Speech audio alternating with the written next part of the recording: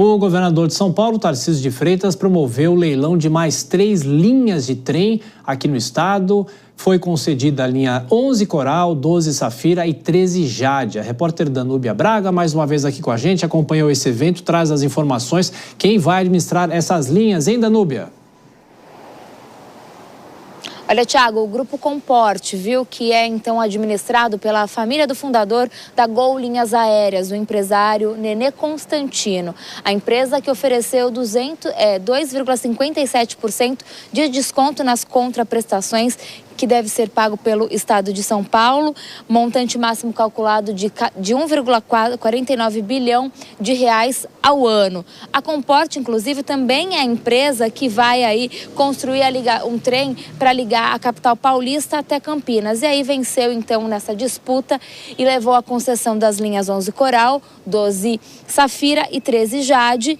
O investimento, então, da empresa é de 14,3 bilhões de reais, que depois vai ser ressarcido em 10 bilhões de reais pelo Estado. A CCR ofereceu 1,45% de desconto e aí perdeu então essa disputa, como a diferença entre os valores de descontos que foram oferecidos ficou acima de 20%, não teve uma segunda rodada ali de lances.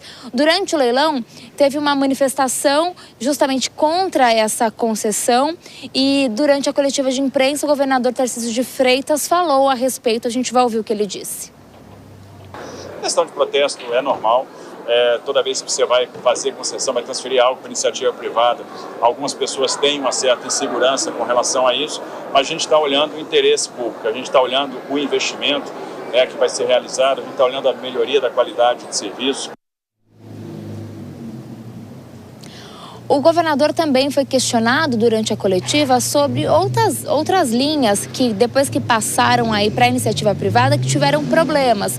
Ele comentou a esse respeito, disse que esse processo de transição vai sendo aprimorado. A gente separou para ouvir juntos. Até com base naquilo que dá errado em outras concessões, a gente vai assimilando e vai procurando absorver essas lições aprendidas. Então, se você pegar a linha 7 e pegar agora o que vai acontecer na 11, 12, 13, a gente tem um tempo de transição muito maior. A gente tem um período de transição onde a CPTM participa da operação de 24 meses. Então, justamente para ir passando know-how, para ir passando expertise, para a gente fazer essa interconexão e até absorção dessas equipes que hoje fazem a operação. Tem um período em que a CPTM opera, o concessionário supervisiona, depois que você troca, o concessionário passa a operar, a CPTM passa a fazer a supervisão. A concessão, então, de 25 anos prevê esse investimento de 14,3 bilhões de reais nessas 3 linhas que passam, então, agora a ser administrado pela empresa Comporte. Naturalmente, a gente vai acompanhando tudo, Thiago. Expectativa de que haja uma melhoria para os usuários das linhas da CPTM aqui em São Paulo. Danúbia Braga com as últimas informações. Bom trabalho para você. Bom, o governador Tarcísio de Freitas afirmou que o governo federal toma decisões pensando nas eleições de 2026. Reportagem de Beatriz Manfredini. O governador de São Paulo, Tarcísio de Freitas, disse que o governo federal está tomando decisões baseado nas próximas eleições e em pesquisas do cenário para 2026. Em evento com investidores na capital paulista e sem citar o nome de Lula, Tarcísio afirmou que a gestão atual está assinando um contrato com o fracasso e flertando com a superinflação e o superendividamento. E eu vejo algumas decisões que estão sendo tomadas com muita preocupação. Elas são feitas baseadas em pesquisa. Tem esse grupo aqui que eu estou perdendo tração, eu preciso ganhar tração nesse grupo, isso aqui vai me dar potência eleitoral, mas essa potência eleitoral vai custar caro para o Brasil. Quando você, por exemplo, abre mão de uma base de pagantes relevantes, quando você troca, e aí resolve fazer o seguinte: eu vou abrir mão dessa base, que é o que todos os países fazem, e eu vou apostar em outra coisa. Eu vou tributar o capital, eu vou tributar o estoque de capital, ou seja, eu vou destruir poupança e vou impedir o investimento. E aí é o contrato com fracasso. O governador de São Paulo também criticou o que chamou de ciclo vicioso, sem defender explicitamente o ex-presidente Jair Bolsonaro, que nesta semana se tornou réu por tentativa de golpe de Estado. Tarcísio criticou a quantidade de tempo dedicada à cobertura do tema e falou em desequilíbrio entre os poderes. A gente precisa de algumas portas de saída. A gente precisa reequilibrar os pratos do poder. E o legislativo, do meu caro Pedro Lupion, que faz um trabalho maravilhoso, nosso presidente da Frente Parlamentar do Agro, tem o seu papel, o judiciário tem o seu papel, o executivo tem o seu papel. Na quinta-feira, em evento em Piracicaba, no interior do estado, o chefe do Executivo paulista falou pela primeira vez após a decisão do Supremo Tribunal Federal. Tarcísio voltou a defender a inocência de Bolsonaro e disse que não há mudanças no cenário eleitoral para 2026. Dora, é claro que o governador, sobre as eleições de 2026, ele não pode se posicionar, mostrar que estaria pleiteando, sonhando com o Palácio do Planalto, mas ele dá algumas declarações políticas mandando alguns recados, não é? Olha só, quando ele fala que o governo federal só toma decisões pensando em 26, trata-se de uma descoberta da pólvora, né? Porque isso é uma evidência. Agora, não só o governo federal, o governo estadual também ultrapassa os limites administrativos das fronteiras de São Paulo e adentra gloriosamente no cenário nacional. Ora, quando ele faz esse tipo de abordagem, não que ele não possa fazer, tá? Não que seja ilegítimo, né? É completamente legítimo, até porque não são decisões, são declarações. Eu acho mais complicado realmente é isso a que ele se referiu. Decisões tomadas, medidas que vão impactar na vida das pessoas, com o único objetivo de melhorar a popularidade, que pode ter consequências ruins. Mas isso é uma coisa. Estamos tratando do governador Tarcísio de Freitas. Então, ele tem feito isso ultimamente e, obviamente, que isso enseja a especulação de que ele já está gostando, já está vendo o cavalo passar encilhado e já está considerando, ainda não explicitamente, né, a possibilidade de montar nesse cavalo, porque ele fez declarações políticas, já deu opinião sobre a questão da isenção do imposto de renda, já deu ali uma letra, né, que, olha, não concorda com a compensação, fala sobre o julgamento, faz juízo de valor de como poderia ser, assim ou assado. Repito, não que ele não possa fazer, é papel, ele é político, ele é um governador.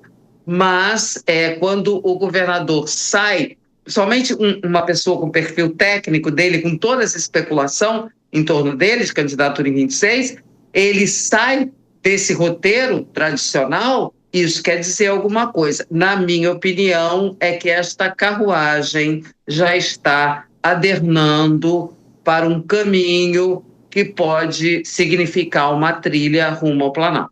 Mas tem um ponto também, viu, Vilela? Porque, no caso, o governador diariamente tem uma agenda e ele conversa com a imprensa. E os próprios jornalistas o provocam sobre os temas mais nacionais. Eu lembro aqui em São Paulo, o ex-governador José Serra não gostava muito de falar sobre os temas nacionais, ele queria se concentrar sobre as questões de São Paulo, mas quando era um tema que interessava a ele, justamente por causa dessas questões políticas, ele falava. Tem todo esse roteiro, viu, Vilela?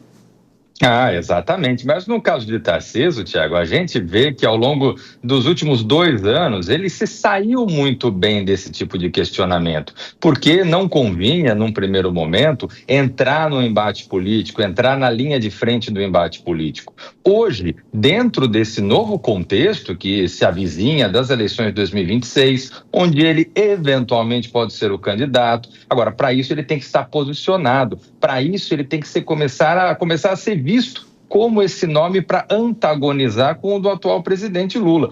É justamente aí que vem esse tipo de declaração, que vem declarações como tivemos recentemente no evento em Copacabana, se posicionando junto com um segmento importante, que é o segmento, aliás, do qual ele se origina, que é o segmento conservador, fazendo ali algumas declarações bastante interessantes referente à justiça eleitoral, ali fazendo morde-a-sopra e tal, enfim. Essas declarações combinadas, elas dão mostra de que ele já está se posicionando para que, se o cavalo passar arriado, ele pode montar em cima. E ao mesmo tempo, né, Dora, a gente até acompanhou na reportagem da Núbia em relação a essas linhas da CPTM, porque você faz uma concessão para a iniciativa privada e ele sempre foi um entusiasta das parcerias público-privadas e também dessas concessões, e isso pode, na ponta, ajudar o próprio passageiro, melhorar a vida de quem usa o transporte público aqui em São Paulo, e também isso rende voto, né?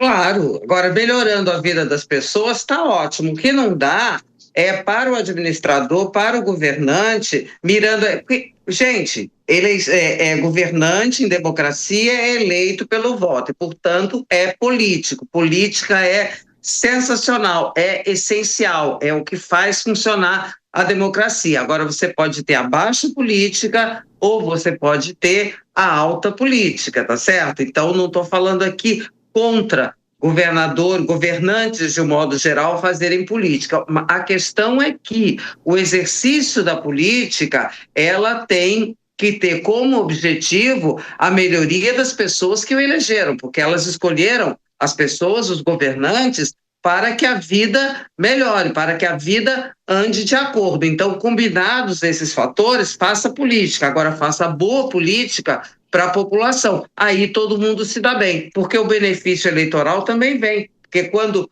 o governador... Por isso que eu gosto de reeleição, tá? Eu sempre falo que quando começa essa conversa de acabar com a reeleição, eu sou totalmente contra. Eu acho que a reeleição é uma oportunidade o bom governante continuar, entendeu? Ser, eu não gosto de dizer, não é premiado, mas ser reconhecido, né? Claro que aí há vícios e tal, mas então corrijamos os vícios. Não vamos acabar jogar o bebê com a bacia e com a água do banho jogar fora, né? Então, por isso que eu acho que vale muito, sabe? Tem medida que beneficia todo mundo, isso beneficia o governante eleitoralmente, ótimo, todo mundo se dá bem.